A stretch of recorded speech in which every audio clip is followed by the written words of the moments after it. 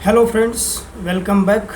आइए हम कर के बारे में डिस्कस करते हैं। हम बात करते हैं कि जो टैक्सेशन है उसका उद्देश्य क्या है और उसका लक्ष्य क्या है। टैक्सेशन अर्थात कराधान। तो आइए सबसे पहले हम कराधान या करारोपण के उद्देश्य के बारे में बात करते हैं। करारोपण या टैक्सेशन जो है, इसका जो उद्देश्य है उस पर हम बात करेंगे। तो सबसे पहला जो मुख्य उद्देश्य है वह है सार्वजनिक राजस्व का निर्माण। सार्वजनिक राजस्व का निर्माण अर्थात रेजिंग पब्लिक रिवेन्यू। साधारणतया करारोपण का प्रमुख लक्ष्य है सरकार के लिए राजस्व एकत्रित करना। आजकल सरकार ने सामाजिक सेवाएं उपलब्ध करवाने, आर्थिक विकास का संवर्धन करना, युद्ध से निपटने के दायित्व भी ले लिए हैं। आर्थिक गतिविधियों के क्षेत्र में इन सब विस्तारों ने सरकार द्वारा व्यय किए जाने के लिए महान कोष को आवश्यक बना दिया है। कोष की जितनी अधिक आवश्यकता होगी उतना ही अधिक कर लगेंगे। इस प्रकार करारोपण का मुख्य उद्देश्य निरंतर बढ़ते हुए सार्वजनिक व्यय को पूरा करने के लिए सार्वजनिक राजस्व का निर्माण करना होता है। सार्वजनिक राजस्व का निर्माण होगा तभी एक राष्ट्र के लिए, एक राज्य के लिए जो राज्य सरकारें होती हैं या जो तमाम से प्राधिकरण होते हैं, जो आर्थिक विकास के संवर्धन के लिए या सामाजिक सेवा उपलब्ध करवाने के लिए या युद्ध से निपटने के दायित्व जो भी हैं, इन सभी में राजस्व को खर्च कर सकता है। अगला जो मुख्य उद्देश्य है करारोपण का, कर को उगाही करने का या कर का रोपण करने का, वह है नियमन और नियंत्रण, रेगुलेशन एंड कंट्रोल। नियमन तथा नियंत्रण करारोपण के महत्वपूर्ण उद्देश्य हैं। सरकार करारोपण द्वारा न केवल सार्वजनिक राजस्व का निर्माण करता है बल्कि कुछ सेवाओं पर या वस्तुओं पर समाज के स्वस्थ रूप के लिए अभिष्ट एवं आदरणीय ढंग से बंदिश भी लगाती है। हानिकारक वस्तुओं के उपभोग को सीमित करने के लिए तथा तंबाकू और मदिरा पर उत्पादन शुल्क लगाए जाते हैं। दूसरी ओर आयात और निर्यात शुल्क है जिनसे भी सार्वजनिक राजस्व बढ़ता है, परंतु उनके विशेष उद्देश्य दूसरा ही होता है। आयात शुल्क या आयकर उन वस्तुओं के आयात पर रोक लगाने के लिए लगाए जाते हैं जो देश के नवजात उद्योगों के लिए या नए उद्योगों के लिए हानिकारक हो सकते हैं।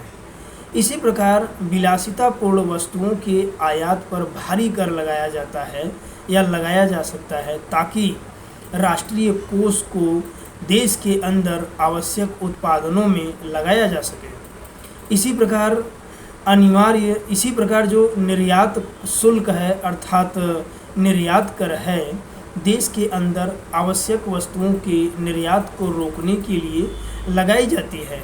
इस प्रकार जो करारोपण है इसका दूसरा मुख्य लक्ष्य है कि देश की अर्थव्यवस्था के अनुसार नियमित किया जा सके और जो आयात और निर्यात है उसे सही ढंग से संचालित किया जा सके और कंट्रोल किया जा सके, नियंत्रित किया जा सके।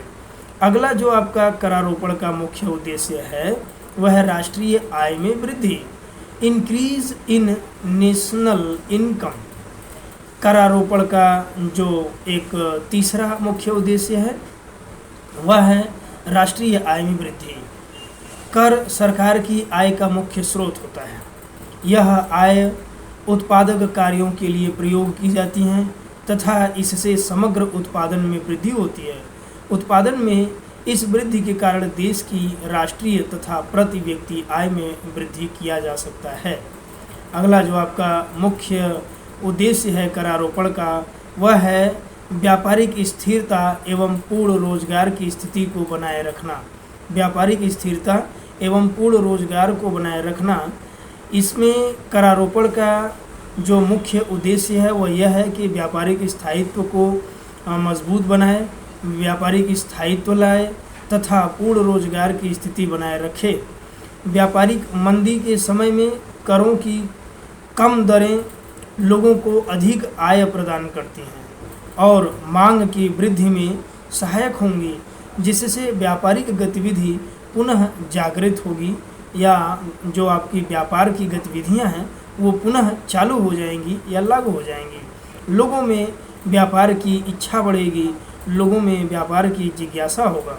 इसके विपरीत करों की जो उच्च दर है तथा अतिरिक्त कर मूल्यों पर स्फीतकारी दबाव को रोकने में सहायक हो सकती है। इस प्रकार कर नीति का प्रयोग मूल्यों की स्थिरता, व्यापारिक प्रफुल्लता तथा मंदी को रोकने तथा अर्थव्यवस्था में पूर्ण रोजगार की स्थिति बनाए रखने के लिए नियमनीकरण के संयंत्र के रूप में किया जा सकता है, अर्थात उसे नियमित किया जा सकता है। राजनीतिक लक्ष्य है जो इसका अगला मुख्य उद्देश्य वह है राजनीतिक लक्ष्य। पॉलिटिकल ऑब्जेक्टिव्स जो है वह एक प्रजातांत्रिक देश में करारोपण का प्रयोग राजनीतिक उद्देश्य की प्राप्ति के उपकरण के रूप में भी किया जाता है। उदाहरण के रूप में निम्न एवं मध्यम वर्गीय मतदाताओं को आकर्षित करने के लिए समृद्ध लोगों और विलासितापूर्ण बिंदुओं पर ऊंचे कर लगाए जाते हैं। निर्धन तथा मध्य वर्ग के लोगों के लिए प्रयोग में आने वाली वस्तुओं पर या तो नाम मात्र के कर लगाए जाते हैं या नहीं लगाए जाते हैं। इस प्रकार करारोपण एक देश में राजनीतिक लक्ष्य की प्राप्ति के लिए बहुत सक्रिय है। अगला जो आपका मुख्य उद्देश्य है वह है पूंजी निर्माण का संवर्धन, प्रमोशन ऑफ कैपिटल फॉर्मेशन। करारोपण का एक अन्य लक्ष्य है पूंजी निर्माण का संवर्धन करना, पूंजी निर्माण को बढ़ावा देना। विकासशील देशों में करारोपण का मुख्य उद्देश्य है बचतों को अधिक गतिशील बनाना तथा पूंजी निर्माण का संवर्धन। बचत को करारोपण की सहायता से सरलतापूर्वक उत्पादन करके तथा पूंजी निर्माण की ओर निर्देशित करना या निर्देशित किया जा सकता है। पूंजी निर्माण का संवर्धन जो है यह करारोपण का चौथा या पांचवा मुख्य उद्देश्य है। अगला जो मुख्य उद्देश्य है वह है अनावश्यक उपभोग पर रोक, रिस्ट्रिक्शन ऑन अननेसेसरी कंजम्पशन। करारोपण का अन्य एक उद्देश्य है अनावश्यक उपभोग को रोकना, अनावश्यक खर्च को रोकना, विशेष रूप में हानिकारक वस्तुओं के उपयोग को, जैसे आपका मदिरा हो गया, बीड़ी हो गया, सिगरेट हो गया, भांग हो गया। जब ऐसी वस्तुओं पर भारी कर लगाए जाते हैं तो ऐसी वस्तुओं का उपभोग अपने आप कम हो जाता है। जबकि यह हमारे देश का दुर्भाग्य है कि ऐसी वस्तुओं पर एक भारी कर लगाए जाने के बावजूद भी हमारे देश में ऐसी चीज़ें बहुत भारी मात्रा में क्रय विक्रय हो रही हैं और लोग इन्हें विक्रय करने से या क्रय करने से बिल्कुल भी हिचकिचा नहीं रहे हैं। उन्हें ऐसी वस्तुओं का उपभोग करने में जरा सा भी हिचकिचाहट नहीं होता है। इस तरह से जो जनता इनकी जो बड़ी मात्रा में उपभोग करती है तो कहीं न कहीं यह सरकार के पूंजी निर्माण में या राजस्व निर्माण में काफ़ी मददगार होता है, काफ़ी मदद करता है। एपी लर्नर के अनुसार, एपी लर्नर ने कहा कि व्यक्तियों पर केवल उस सीमा तक कर लगाया जाए जिससे करदाता पहले से निर्धन हो जाए। यदि उसके पास ज़्यादा इनकम हो रहा है तो उस पर इनकम टैक्स लगा दिया जाए, आयकर लगा दिया, जैसे जो आपका करदाता है वो पहले से निर्धन हो जाए, अर्थात कंट्रोल में रहे। उचित मानक जो प्रॉपर स्टैंडर्ड है यह भी करारोपण का अगला मुख्य उद्देश्य है। यह है आपका स्टैंडर्ड, प्रॉपर स्टैंडर्ड अर्थात उचित मानक। करारोपण का एक और भी मुख्य और महत्वपूर्ण उद्देश्य है उचित मानकों को बनाए रखना। प्रोफेसर एपी लर्नर के अनुसार, एपी लर्नर जी ने कहा कि कर केवल इसलिए न लगाया जाए कि सरकार को धन की ज़रूरत है, बल्कि आर्थिक व्यवहार पर तभी कर लगाया जाए जब इन व्यवहारों को हतोत्साहित करना आवश्यक समझा जाए। व्यक्तियों पर कर तभी लगाया जाए जब करदाता को निर्धन बनाने की इच्छा हो। अर्थात हम यह कह सकते हैं कि जो करारोपण की प्रणाली है या जो करारोपण का मुख्य उद्देश्य है वह यही है कि सरकारों का राजस्व निर्माण किया जा सके और जो कुछ उत्पादन हैं ऐसे जिन पर कंट्रोल किया जा सके, नियंत्रण किया जा सके और जो समाज के उच्च वर्ग के लोग हैं या जिनका इनकम बहुत अधिक है उन पर भी एक सामंजस्यपूर्ण नियंत्रण लगाया जा सके, जिससे कि समाज में गरीबी और अमीरी की खाई को पाटा जा सके या इनके बीच के अंतर को मिटाया जा सके। तो आइए अब हम बात करेंगे भारतीय कर ढांचे के स्वरूप के बारे में। भारतीय कर ढांचा या फिर प्रत्यक्ष कर एवं अप्रत्यक्ष कर के बारे में विवेचना करते हैं। तो भारतीय कर ढांचा जो है आपका income tax structure in India. तो आइए हम बात करते हैं कि भारत में कर एकत्रित करने का अधिकार 3 स्तर पर बटा हुआ है। पहला है केंद्रीय स्तर पर, दूसरा है राज्य स्तर पर और तीसरा है स्थानीय स्तर पर। इन तीनों स्तरों पर करों तथा उसे एकत्रित धन का आवंटन स्पष्ट रूप से किया जाता है। केंद्र तथा राज्यों के बीच इनका विभाजन संविधान द्वारा स्पष्ट रूप से किया जाता है और इसमें समय समय पर संशोधन के लिए वित्त आयोग की व्यवस्था की गई है। आगे हम बात करते हैं भारत की कर प्रणाली को 5 खंड में विभाजित किया जा सकता है। जो आपके भारत की कर प्रणाली है उसे हम 5 खंड में विभाजित करेंगे। तो हम सबसे पहले खंड की बात करते हैं। पहला खंड है केंद्रीय सरकार के कर। केंद्रीय सरकार के अधिकार क्षेत्र में सीमा शुल्क, अस्थार, कस्टम ड्यूटी और निगम कर, कारपोरेशन टैक्स आता है। राज्य सरकार के कर जो हैं ये दूसरा आपका जो है कि खंड है। दूसरे खंड में दिया है कि कुछ कर ऐसे हैं जिन्हें एकत्रित करने और व्यय करने का समस्त अधिकार राज्य सरकार के पास ही है। इनमें केंद्रीय सरकार किसी भी प्रकार से हस्तक्षेप नहीं करता है। ये बिक्री कर हो गया, मालगुजारी राज्य उत्पादन शुल्क, कृषि आय पर कर, मनोरंजन कर आदि शामिल है। कुछ कर ऐसे हैं जिन्हें लगाया गया केंद्र सरकार द्वारा जाता है परंतु उनसे प्राप्त राजस्व को केंद्र और राज्य सरकारों के बीच बांट दिया जाता है। इस श्रेणी में केंद्रीय उत्पादन शुल्क, यूनियन एक्साइज ड्यूटीज़ बोलते हैं, केंद्रीय उत्पादन शुल्क हो गया और आय कर, इनकम टैक्स हो गया, ये दोनों शामिल हैं। इन करों का केंद्र और राज्यों के बीच बंटवारा होता है जबकि जो कर का निर्धारण है या करारोपण जो है ये केंद्र सरकार द्वारा किया जाता है। अगला जो आपका चौथा पॉइंट है, चौथे खंड में बताया गया कि कुछ कर केंद्रीय सरकार द्वारा लगाए जाते हैं और उन्हें एकत्रित करने का उत्तरदायित्व तो भी केंद्र सरकार पर ही होता है, लेकिन उनमें एकत्रित समस्त राजस्व राज्य सरकारों को बांट दिया जाता है। कृषि के अलावा अन्य सभी संपत्तियों पर संपदा शुल्क, रेल किराया और भाड़े पर शुल्क, रेल, समुद्र और वायु से यात्रा करने और माल के ढुलाई करने पर टर्मिनल कर हो गया, समाचार पत्रों के क्रय विक्रय पर और उनमें विज्ञापन पर इस वर्ग के जो भी टैक्स हैं ये सब के सब केंद्र सरकार द्वारा निर्धारित भी किया जाता है और केंद्र सरकार द्वारा उसे इकट्ठा भी किया जाता है। अगला खंड है 5वां कि कुछ कर और शुल्क केंद्र सरकार द्वारा लगाए जाते हैं परंतु उनको एकत्रित करने का उत्तरदायित्व राज्य सरकारों पर होता है और वे ही उनसे एकत्रित राजस्व का उपयोग करती हैं। इसमें जैसे आपका स्टाम्प शुल्क हो गया, दवाइयाँ हो गई, श्रृंगार की सामग्रियाँ हो गई, ये सभी पर जो उत्पादन शुल्क लगाया जाता है ये सब के सब लगाएगा केंद्र सरकार, लेकिन करारोपण यानी कि उसको एकत्रित करने का, उसे इकट्ठा करने का जो अधिकार है वह राजस्व सरकार को है और राजस्व सरकार उसका उपभोग भी कर सकता है। भारतीय कर ढांचे का स्वरूप हम देखते हैं। भारतीय कर ढांचे का जो स्वरूप है, जो फॉर्मेट है, फॉर्मेशन है, उस पर हम बात करते हैं। केंद्र सरकार के करों को दो वर्ग में रखा गया है।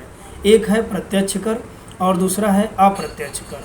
प्रत्यक्ष कर में जो आयकर है, निगम कर है, संपत्ति कर है, उपहार कर है और संपदा शुल्क है, तथा उसके अप्रत्यक्ष करों में सीमा शुल्क हो गया और केंद्रीय उत्पाद शुल्क हो गया। ये दो कर जो हैं प्रमुख रूप से अप्रत्यक्ष कर के अंतर्गत आते हैं। और जो प्रत्यक्ष कर हैं, प्रत्यक्ष कर में आपका हो गया निगम कर, आय कर, संपत्ति कर, उपहार कर और संपदा शुल्क या संपदा कर।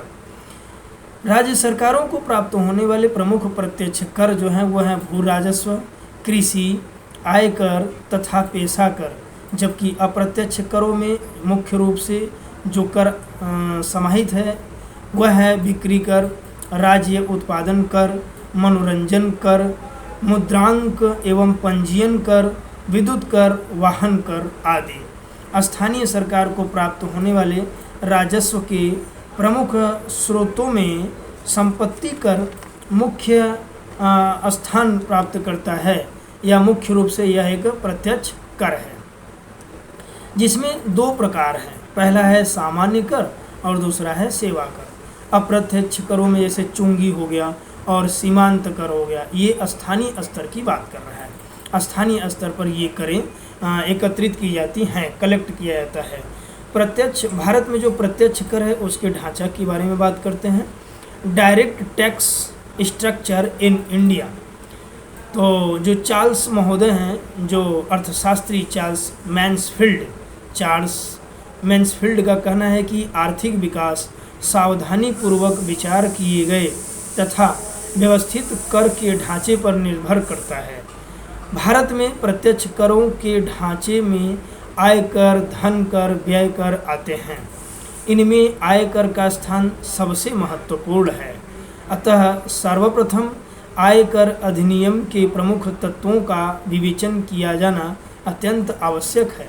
जो आयकर हैं, आयकर के प्रमुख तत्वों के बारे में हम बात करेंगे। यह केंद्रीय कर है जो केंद्रीय सरकार द्वारा लगाया जाता है। आयकर अधिनियम भारत की संसद द्वारा बनाया गया है तथा उसी को इसमें समय समय पर संशोधन करने का अधिकार भी है। यह कर आय कर पर लगाया जाता है या आय पर लगाया जाता है तथा यह प्रत्यक्ष कर है क्योंकि यह सीधा आय कमाने वाले पर लगाया जाता है। यह कर व्यक्तियों, फर्मों, हिंदू अविभाजित परिवार, कंपनियां, व्यक्तियों के संघ तथा उनकी गत वर्ष की आय पर लगाया जाता है। अगला पॉइंट जो है, उपर्युक्त करदाताओं को गत वित्तीय वर्ष की आय पर अगले वित्तीय वर्ष में, यानी कि जो बीता हुआ वित्तीय वर्ष है उस आय पर और अगले आने वाले जो वित्तीय वर्ष में हैं उसमें यह कर लगाया जाता है। अगले वित्तीय वर्ष को कर निर्धारण वर्ष कहा जाता है। जो अगला कर वर्ष होगा उसे कर निर्धारण वर्ष कहते हैं। और जो नेक्स्ट पॉइंट है वह है कि करदाताओं की कर योग्य आय का या आय की गणना आयकर अधिनियम में दिए हुए प्रावधान के अनुसार की जाती है। कर निर्धारण वर्ष 2002 से 3 एवं 2003 से 4 के लिए न्यूनतम कर योग्य सीमा एक व्यक्ति तथा हिंदू अविभाजित परिवार के लिए 50,000 रुपया है। फर्म तथा कंपनी के लिए कोई न्यूनतम कर योग्य सीमा नहीं है, अर्थात उसे अपनी संपूर्ण आय पर कर देना होता है। अगला जो महत्वपूर्ण पॉइंट है इनकम टैक्स का या आयकर का वह है कि आयकर एक प्रगतिशील कर है, अर्थात यह आय के विभिन्न खंडों पर विभिन्न दर से लगाया जाता है। ये दरें आय के बढ़ते हुए खंड पर बढ़ती हुई होती हैं। फर्म तथा कंपनियों की संपूर्ण आय पर एक सी दर से कर लगाया जाता है या लगता है। अगला जो महत्वपूर्ण पॉइंट है वह है कि यह कर सबसे अधिक महत्वपूर्ण है क्योंकि इस कर से सर्वाधिक राजस्व प्राप्त होता है। अगला जो आपका बिंदु है धन कर, मतलब आय कर के बाद आ गया धन कर, यानी कि वेल्थ टैक्स। यह भी केंद्रीय सरकार द्वारा लगाया गया एक प्रत्यक्ष कर है, यानी कि डायरेक्ट टैक्स है जो केंद्रीय सरकार द्वारा लगाया जाता है। इसका अधिनियम भी संसद द्वारा पास होता है। यह कर एक व्यक्ति, हिंदू, अविभाजित परिवार तथा कंपनी की संपत्ति पर लगता है। धन कर अधिनियम के अंतर्गत वर्तमान में 15 लाख रुपए तक की संपत्ति कर मुक्त है। धन कर करदाता के शुद्ध धन पर लगता है। शुद्ध धन की गणना धन कर अधिनियम के अंतर्गत कर से मुक्त संपत्तियों, छूटों तथा दायित्वों को घटाकर की जाती है। पांचवा आपका हो गया धन कर जो है, धन कर अधिनियम के अंतर्गत अनेक प्रकार की संपत्तियों अर्थात संपत्तियां कर मुक्त हैं, जैसे कि कृषि भूमि हो गया, पेड़ पौधे हो गए, पशु आदि। इसके अतिरिक्त घरेलू सामान, व्यक्तिगत पहनने के कपड़े, जीवन बीमा पॉलिसी, भविष्य निधि आदि भी धन कर से मुक्त हैं। इन पर धन कर नहीं लगाया जाता है, चाहे वो कृषि भूमि हो, पेड़ पौधा हो, पशु पक्षी हैं, या फिर आपका घरेलू सामान है, व्यक्तिगत पहनावे हैं, जीवन बीमा पॉलिसी है या भविष्य निधि है, ये सभी कर से मुक्त हैं अर्थात फ्री ऑफ टैक्स। धन कर का कर निर्धारण करने तथा कर वसूल करने के लिए आयकर पदाधिकारियों को ही अधिकृत कर दिया जाता है। इसके लिए कोई अलग से पदाधिकारी नियुक्त नहीं किया जाता है। अलग से कोई इसके लिए पदधारी या पदाधिकारी नहीं होता है जो कि कर को वसूल करे। जो कर के अधिकारी होते हैं, पदाधिकारीगण होते हैं, उन्हीं को अधिकृत कर दिया जाता है कि वह कर की वसूली करें। मूल्य सम्मिलित कर अर्थात जिसे वैट कहा जाता है, वैल्यू एडेड टैक्स, अप्रत्यक्ष करों से संबंधित विभिन्न कठिनाइयों पर विचार करने के बाद या करने के लिए 1976 में लक्ष्मीकांत झा की अध्यक्षता में गठित झा समिति का निर्माण किया गया। झा समिति ने अप्रत्यक्ष कर प्रणाली में कुछ प्रमुख सुधार का सुझाव दिया था।